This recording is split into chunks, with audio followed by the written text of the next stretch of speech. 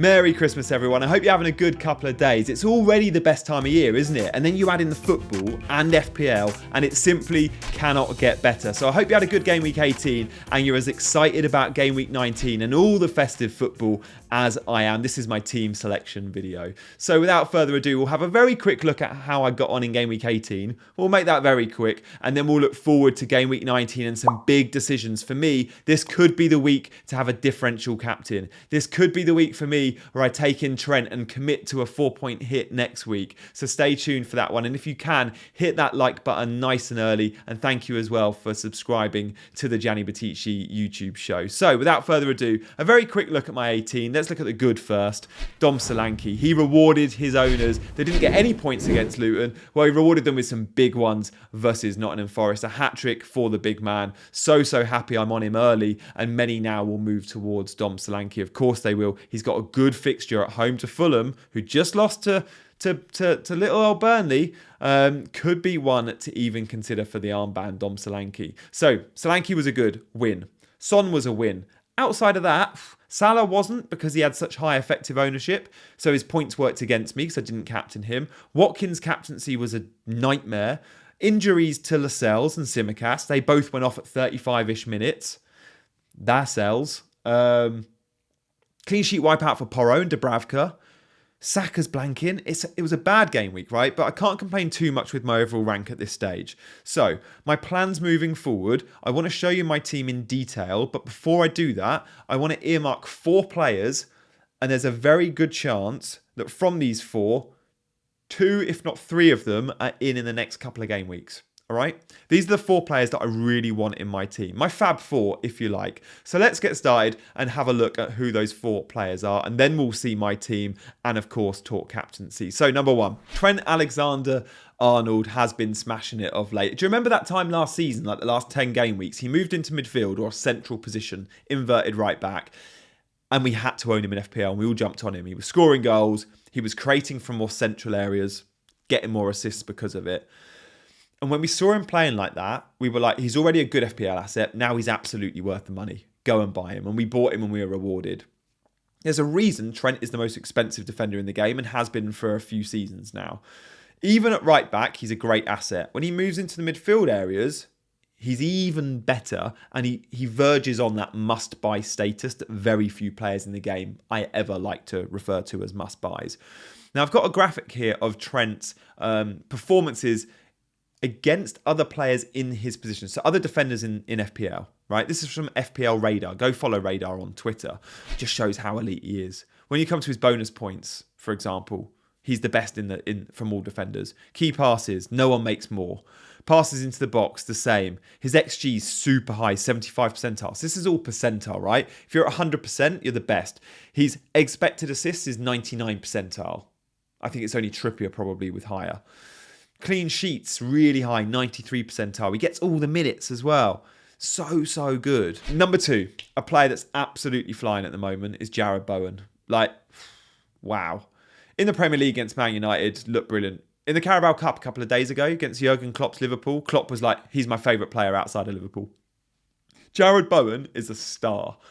And he's carrying, or has carried, this West Ham team for a long time. But him and Kudus, with Paqueta dropping into the false 9 late on against Man United, look like such an exciting front 3. It's a shame Kudus goes to the AFCON, but Bowen is still everything in this West Ham team, right? His fixtures are Brighton at home. It's a good fixture because you'll score goals v Brighton, I think, or you'll get chances against them.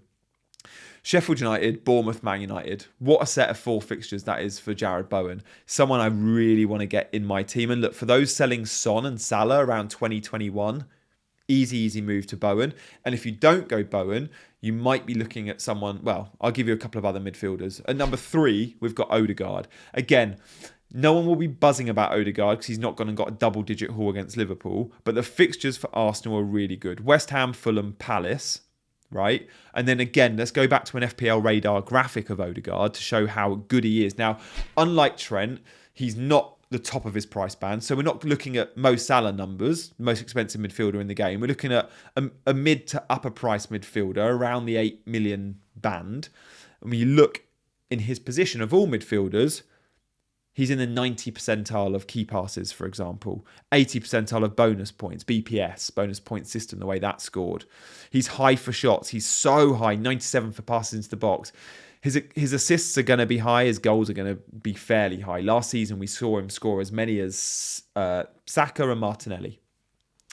I really like Odegaard, and I like those Arsenal fixtures. I think I prefer Bowen, though, right? But Odegaard, you might be looking for two midfielders to replace Son and Salah. Another option is at number 4 is Richarlison. Richarlison doesn't play 90, and that's the problem.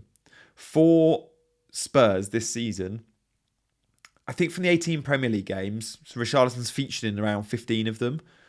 I think he's only played 90 twice. It's bad, isn't it? It's bad.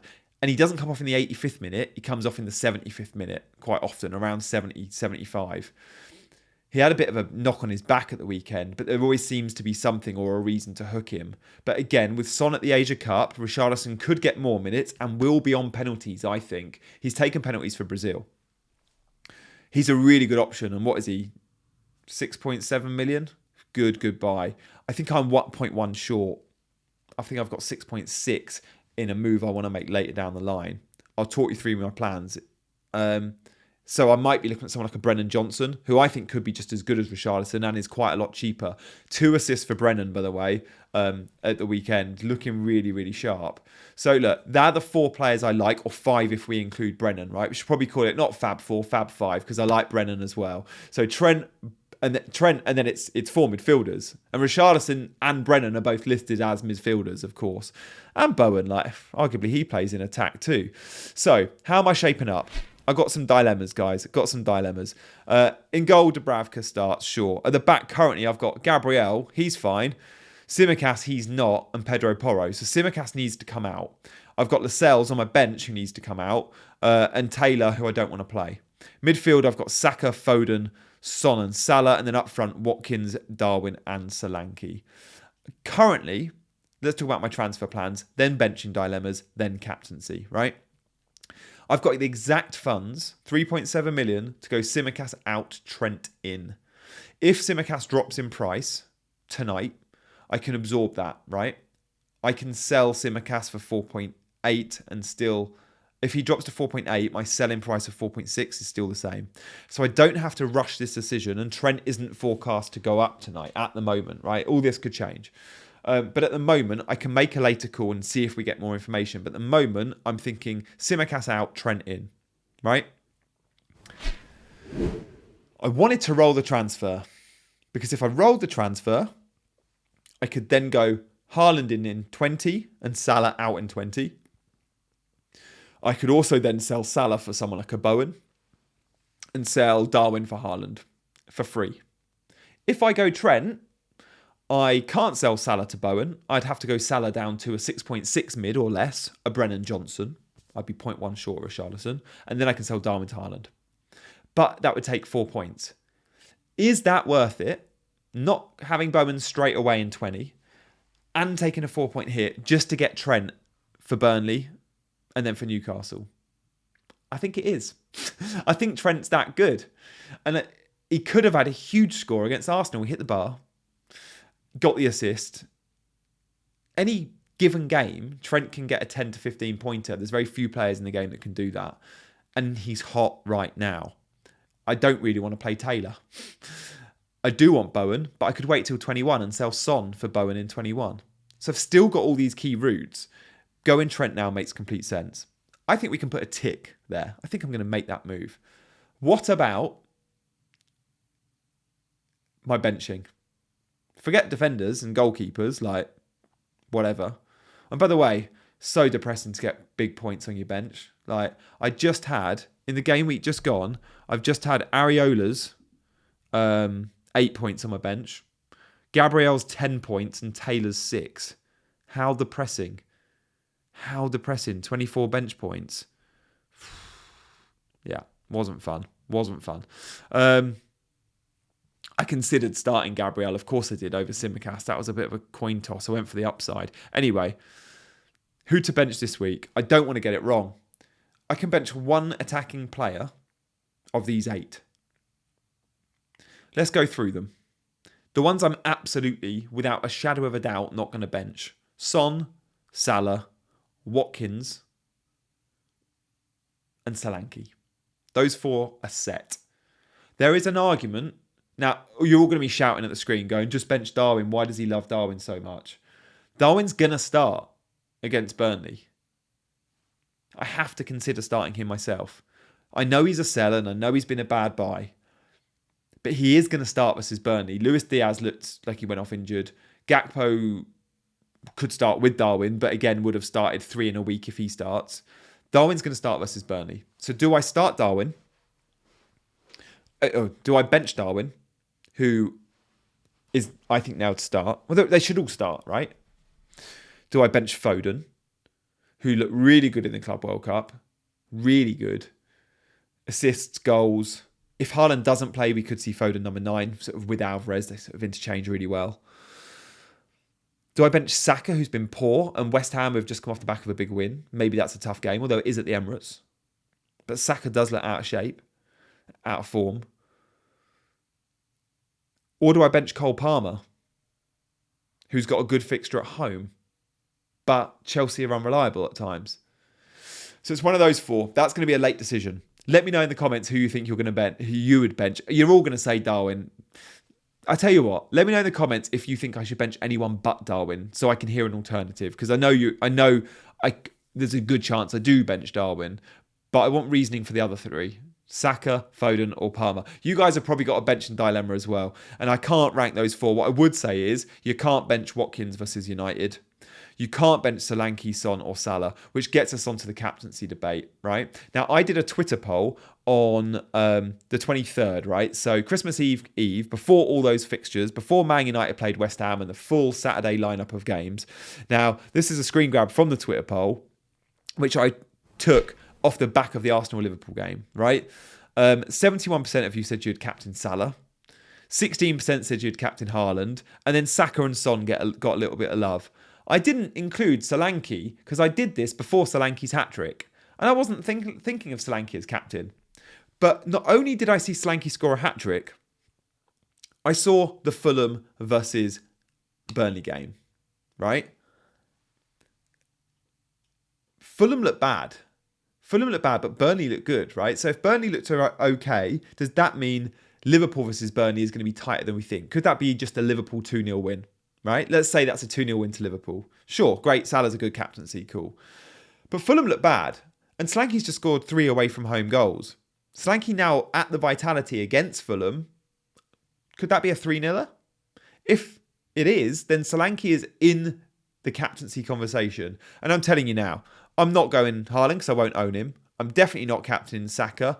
Son's a really good pick, but I don't think I'll go there because I have some trust issues, I think, with Spurs.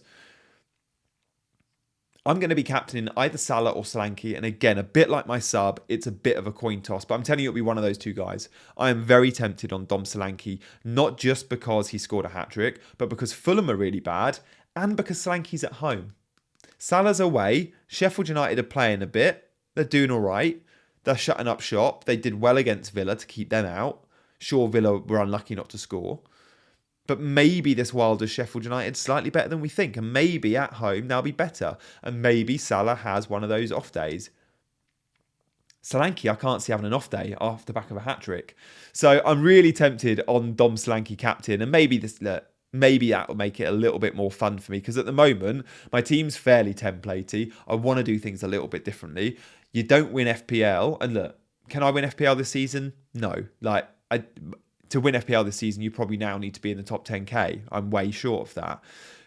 Can I have a really good season by making some bold calls? Yeah, absolutely. I want to be a little bit different. Sure, always go for the players you think will get the most points, right? But sometimes we go for the player that we are most scared about because they're highly owned and everyone else is doing it. Now, do I think Solanke will get more points than Salah? Very close. I'm so 50-50. Yeah, I think there's a good chance he does. So there's a chance I go there. Watch this space. I'll post my team on social before the game week finishes, right? So don't worry. You'll know where I'm going, and same with my sub. But yeah, that's what I'm thinking. That's what I'm thinking. Guys, by the way, are you all checking out Fantasy Football Scout? Because this is the time of year where you need stuff like all the injury news and stuff like that. Fantasy Football Scout is such a good source for that, and sponsors this stream. So thanks, Scout, for your support this year. And loads of you are showing support this year as well by becoming channel members recently. If you want to do that, you can join my WhatsApp group. There's a link in the description to become a channel member. And as a member, you get all your comments, whether it's live chats or comments on videos, always answered. And you can join my WhatsApp group if you're an Ultras member as well. Guys, thank you so much for hitting that like button and subscribing to the channel. I've got so much content planned over the next couple of days. Stay tuned for more. Hit that notification bell. Good luck in 19. If you're going for a brave captaincy call like Slanky, even more luck to you. I respect that a lot. But I'll see you on the other side.